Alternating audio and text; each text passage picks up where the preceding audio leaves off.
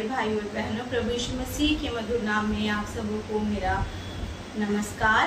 Greetings in the name of Lord Jesus Christ. आज का जो वचन है वो वचन है लूका रचित सुसमाचार, उसका 10 अध्याय उसका 30 से हम पढ़ेंगे। उसमें लिखा हुआ है, यीशु ने उत्तर दिया, एक मनुष्य यरूशलेम से यरीहो की ओर जा रहा था कि डाकुओं ने घेर कर उसके कपड़े उतार लिए और मार पीट कर उसे अधमरा छोड़कर चले गए।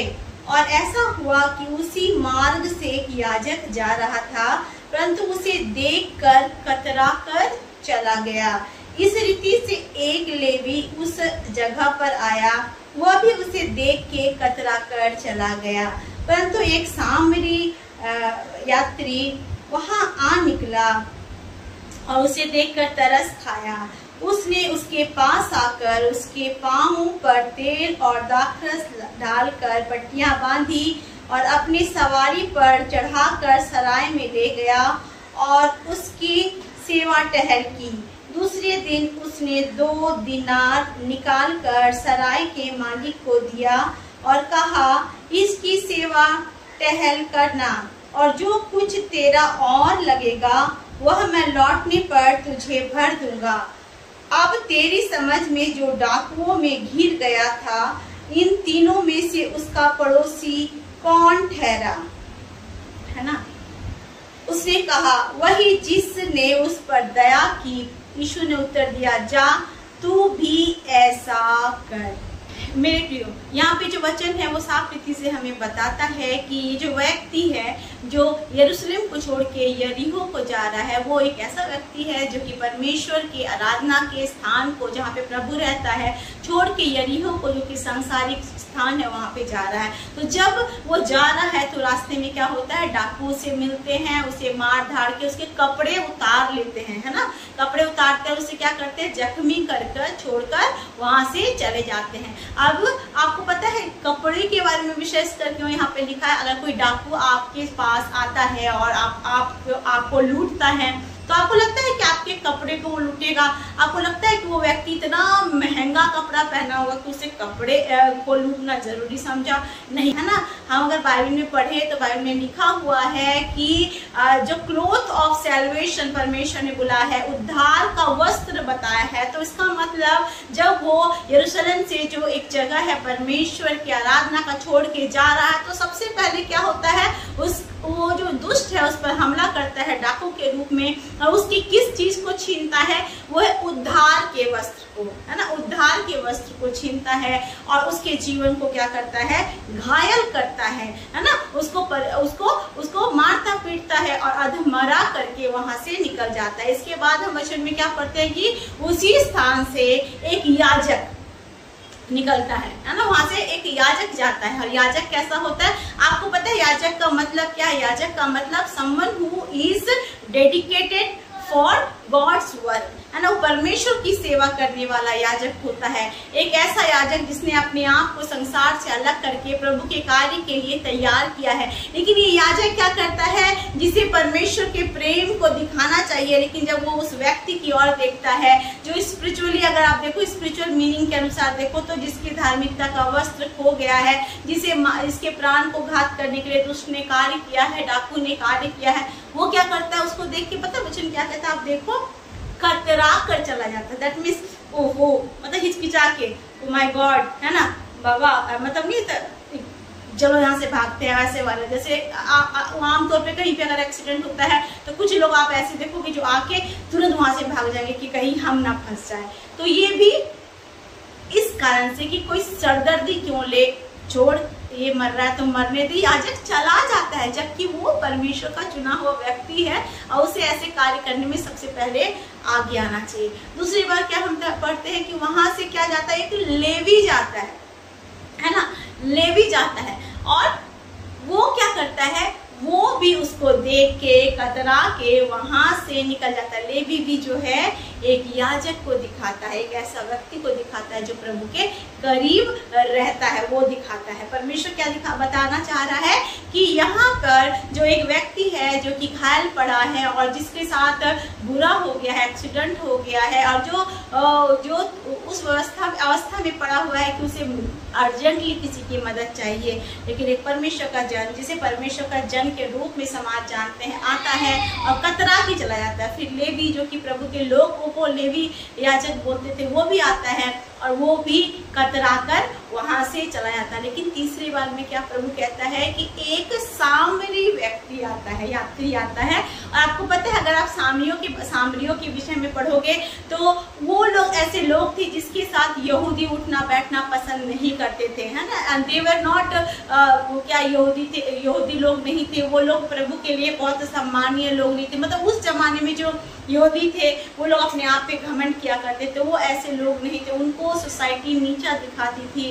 और आप जानते हो कि जब सामरी स्त्री के बारे में हम पढ़ते हैं तो वहाँ पे वो क्या कहती है यीशु मसीह को कि तुम्हारे जात के लोग तो हमारे जात के लोगों से है ना मिलना जुलना पसंद नहीं करते। हमारे someone who is rejected by the society, someone उसे कोई जरूरत ही नहीं है कि वहाँ आके किसी की मदद करे। अगर आप उदाहरण के लिए देखो कि कोई ऐसा व्यक्ति सामने पड़ा हुआ है या एक्सीडेंट हो गया है जिसको मदद चाहिए, वो व्यक्ति जो आपको बिल्कुल पसंद नहीं करता, जो लोग आपसे नफरत करते हैं, जो आपको नीचा गिराते हैं, तो क्या आप उसकी मदद के लिए जाओगे? आप बिल्कुल भी नहीं जाओगे। लेकिन यहाँ पे हम कुछ अलग बातों को देखते हैं कि वो जाता है उसके पास और सबसे पहले क्या करता है, उसको देख के तरस खाता है, जो कि पहले याजक और लेवियों को चाहिए था तरस खाना, लेकिन वो नहीं खाते, ये तरस खाता है। और तरस खाने के बाद उसके घाव पे क्या करता है, मरहम पट्टी करता है ना, मरहम पट्टी करता है। फिर उसको उठा के है ना सराय पे लेके जाता है, एक ऐसा जगह पे जहाँ पे वो थोड़ा सुरक्षित रहे।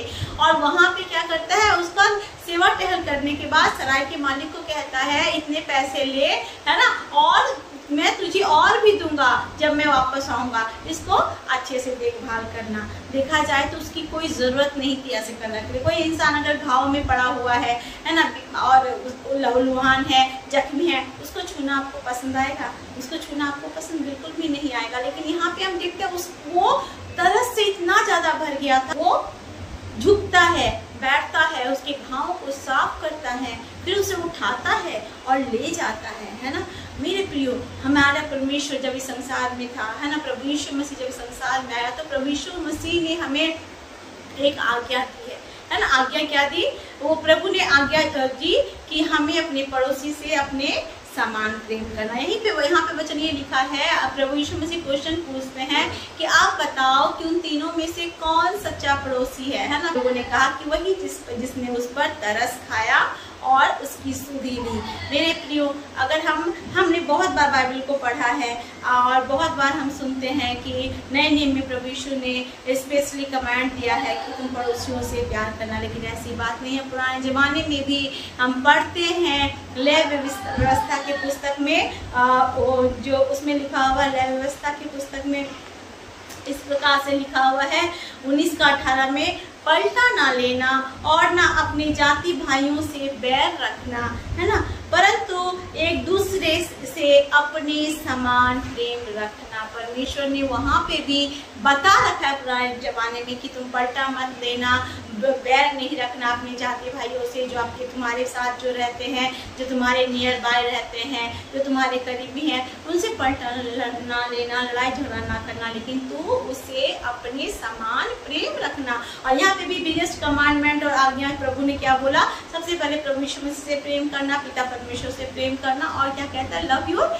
नेबर। प्रभु कहता है अपने पड़ोसी से प्रेम करना। पड़ोसी से प्रेम करने का मतलब क्या है ना? हमारे साथ जो बहुत अच्छे हैं हम उसके साथ प्रेम करें, या जो हमारे लिए बहुत अच्छा करते हैं सोचते हैं हम उनके लिए प्रेम करें? नहीं, पड़ोसी से प्रेम करने का मतलब है हम अपने इवन शत्रुओं से, है ना, प्रेम रखें।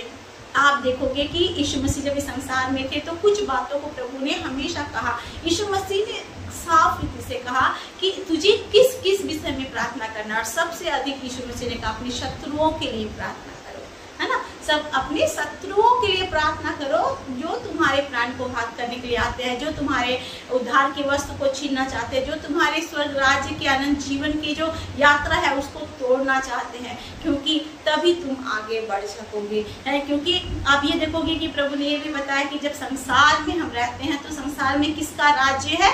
संसार में दुष्ट का राज्य है। इसलिए यीशु मसीह कहता है कि संसार का स्वामी आ रहा है और उसमें, है ना, उसमें मेरा कुछ नहीं है ना, बिकॉज आई एम नॉट, है ना, इन दैट, है ना, मैं उसमें हूँ नहीं और उसका मेरे ऊपर कुछ नहीं चलता क्योंकि मैं प्रभु का हूँ। इसका मतलब ये है कि हमें अपने आप को जांचना है। हमें बहुत सारे ऐसे लोग मिलेंगे जो कहने में प्रभु के लोग होंगे, याजक होंगे, लेवी होंगे, उनको प्रभु ने अपने काम के लिए बुलाया होगा, अपने काम के लिए समर्पित कराया होगा उनके जीवन को, लेकिन वो उनमें से कोई हमें याद नहीं करते, उनमें से कभी हमें कोई पूछता नहीं जब हम दुर्दशा में पड़े होते हैं। लेकिन उस समय हमें कौन पूछता है? सामने व्यक्ति, जो कि देखा जाए सोसाइटी के तरफ से, समाज की तरफ से तो बहुत उच्च पद पर नहीं है, क्योंकि उसकी जात ही ऐसी है कि उससे लोग दूर हटते हैं, लेकिन वो परमेश्वर के प्रेम से भरा हुआ है और वो आके मदद करता है। मेरे प्रियो, आज हमें भी गुड सैमरिटन की जैसे बनना है और हमें भी यरूशलेम को छोड़ के यरीहो के पीछे जाने की जरूरत नहीं, क्योंकि हम जब परमेश्वर की उपस्थिति को छोड़ के संसार की बातों में जाने लगेंगे तो निश्चय दुष्ट हमारे पर अटैक करेगा और हमसे सबसे पहले क्या छीनेगा? हमारे सैल्वेशन को, हमारे उद्धार के वस्त्र को, और फिर हमें घायल कर देगा ताकि हम कभी उठ ना पाए। लेकिन हमें इस समय ऐसा व्यक्ति बनना है जो कि दूसरे को उठाएं, ये नहीं कि हम खुद गिर के रह जाएं। यहाँ पे परमेश्वर ने उदाहरण दिया कि याजक आता है, लेवी आता है, कतरा के चला जाता है, लेकिन जब सामरी आता है, तरस खाता है, घाव साफ करता है, उठा के लेके जाता है, पैसे भी देता है, सराय में ठहराता है, कहता है और ज्यादा कुछ बनेगा तो मैं वो भी आके तुम्हें दे दूंगा। तो हमें भी सबसे पहले क्या करना है? अपने आप को जांचना है। आज आप कैसे भी क्यों ना हो, शायद आपका समाज में आपको कोई पूछे या ना पूछे, सोसाइटी में आपका नाम हो या ना हो, लेकिन आपको परमेश्वर ने गुड सैमरिटन होने के लिए बुलाया है ना, अच्छा सामरी होने के लिए बुलाया है। आप वो सामरी बनो कि अगर कोई उद्धार के वस्त्र को खो भी दिया है तो आप उसे पहनने में फिर से मदद करो, आप उसके जीवन के हर एक बंधनों को तोड़ने में मदद करो, प्रभु के साथ उसको जोड़ने में मदद करो, फिर से यरूशलेम की ओर उसको पहुंचाने में मदद करो, ताकि वो भटक के अपने जीवन को समाप्त ना करे। सो बहुत ज़रूरी है हमें अपने आप को जांचना, बहुत ज़रूरी है कि हमारा रवैया चेंज होना चाहिए। कई बार सोसाइटी में रहने से हमें ऐसा लगता है कि ये पास्टर है, इनका ही ये काम है और यही ये काम करेंगे, ये जो है ये लोग चुने हुआ करना, इनका काम है प्रार्थना करना, इनका काम है प्रभु में आगे बढ़ना, लोगों को बढ़ाना, ये हमारा काम नहीं। लेकिन परमेश्वर कई बार उनको नहीं, आपको इस्तेमाल करना चाहता है। आज परमेश्वर को अपने जीवन को देखिए, Lord I want to be like good Samaritan, ताकि मेरे जीवन से किसी को कुछ भी भला जरूर करूं, ताकि उनका जीवन आप में बढ़े, वो आशीष पाए और आपके उद्धार को फिर से पहन के, उद्धार के वस्त्र को पहन के, है ना, यरीहो से फिर से यरूशलेम की ओर जा सके। विश्वास करते इस वचन से प्रभु ने आशीष दी होगी। आइए हम प्रार्थना करें। अनुग्रहकारी परमेश्वर पिता, नम्र दिन हो के आपके चरणों तले आते प्रभु, हम धन्यवाद करते सुंदर वचन के लिए प्रभु जो आपने हमें दिया। परमेश्वर पिता, आपने हमें प्रेम करना सिखाया है प्रभु, आपने हमें अच्छा सामरी बनना सिखाया, आपने हमें लोगों की दशा को देख के तरस से भरना सिखाया है। परमेश्वर पिता, जब हम ऐसा करते हैं प्रभु, हम अपने प्रतिफल को जरूर प्राप्त करते हैं पिता, क्योंकि आपने कहा अगर कोई परमेश्वर पिता आपके दास दासी को एक प्याला पानी भी पिलाता है तो वो अपने प्रतिफल को नहीं खोता। ईश्वर के नाम से प्रभु हम अपने आशीषों को खोने वाले नहीं, लेकिन अपने आशीषों को बहुतायत से पाने वाले बन जाए पिता। हमारी सुधि हम पर अनुग्रह कर पिता, हमारे जीवन से प्रभु सारी बातों को दूर कर प्रभु जो आपकी ओर से नहीं है, और आपके समान बना प्रभु। आपने कहा अपने पड़ोसी से अपने समान प्रेम रखो, आपने कहा अपने जाति भाइयों से बैर न रखो, आपने कहा अपने शत्रुओं के लिए प्रार्थना करो प्रभु। हम ऐसा हो सके पिता, हम गिरने वालों को उठाने वाले हो जाए परमेश्वर पिता, जो घायल पड़े हैं उनको मलहम पट्टी करने वाले हो जाए, जो बिखर गए अपने रास्ते में प्रभु ने हम सीधा रास्ता दिखाने वाले हो जाए प्रभु। दुनिया में बहुत सारे ऐसे लोग हैं प्रभु जो यरूशलेम को छोड़ के आज यरीहो की ओर जाके अपने जीवन को खो लेते हैं परमेश्वर, उनको हम प्रभु फिर से यरूशलेम की ओर लाने वाले लोग बन जाए पिता। हमें अच्छा सामरी बना प्रभु, हमारे जीवन से अपनी महिमा को ले। अगर कोई भाई बहन है जो कि विशेष नीड के साथ आज है प्रभु, तो उनकी नीड को पूरा करना, उनके जीवन को आशीषों से भरना, उनके जीवन से अपनी महिमा को लेना पिता, और अच्छा सामरी बनाकर अपने सुसमाचार को हर एक के जीवन में फैलाना पिता। सारे प्रभु लोगों को, परमेश्वर सब्सक्राइबर्स को पिता, जाति जाति के लोगों को प्रभु, देश देश के लोगों को प्रभु, इजराइल के लोगों को पिता, पूरे संसार के लोगों को आपके हाथों में समर्पित करते हैं। आपके प्रेम का प्रकाश हर एक के जीवन में हो पिता, हर एक जन बचाया जाए, आपकी आशीष को पाए, यीशु के नाम से मांगते हैं, आमीन आमीन। Praise the Lord, God bless you all.